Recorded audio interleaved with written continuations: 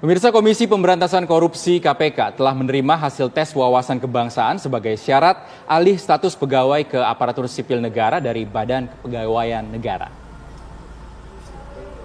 KPK menyatakan hasil asesmen wawasan kebangsaan diserahkan pihak BKN RI pada 27 April 2021.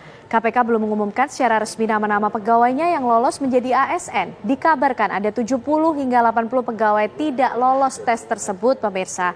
Dan pegawai KPK yang tidak lolos tes wawasan kebangsaan sebagai syarat alih status pegawai menjadi ASN akan diberhentikan dengan hormat pada 1 Juni 2021. Adapun nama-nama besar yang dikabarkan diberhentikan dari KPK antara lain penyidik senior KPK Novel Baswedan, Ketua Wadah Pegawai KPK Yudi Purnomo, Deputi Bidang Koordinasi dan Supervisi Heri Muryanto, serta puluhan pegawai KPK yang berintegritas.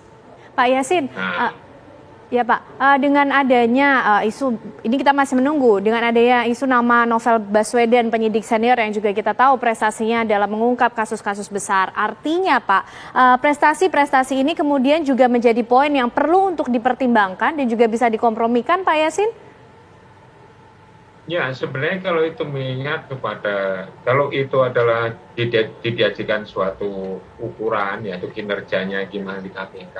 Kalau dia bisa memproses hukum, apalagi ya kasus-kasus yang besar, kasus yang kakap ya, itu menjadi suatu poin apa itu namanya penting bahwa orang ini adalah orang yang memang profesional dalam melaksanakan tugas dan fungsinya sebagai misalnya penyidik atau bagian yang lain gitu. Nah, khusus untuk Novel misalnya itu kan dia seorang penyidik yaitu mampu melaksanakan tugas-tugasnya dan independen yaitu tidak pandang bulu gitu loh. Itu saya kira masyarakat memberikan apresiasi. Nanti suatu saat nanti apabila sudah resmi diumumkan di hasil tes wawasan kebangsaan ini menjadi pertanyaan yang bisa berkembang di masyarakat. Lu orang yang baik kok sudah dididik untuk dikeluarkan. Sedangkan dia itu sudah dimusuhi pihak luar itu, yaitu misalnya fighting KPK ya, fighting back KPK itu sudah termasuk Novel itu kan termasuk di gerai anggota organnya itu.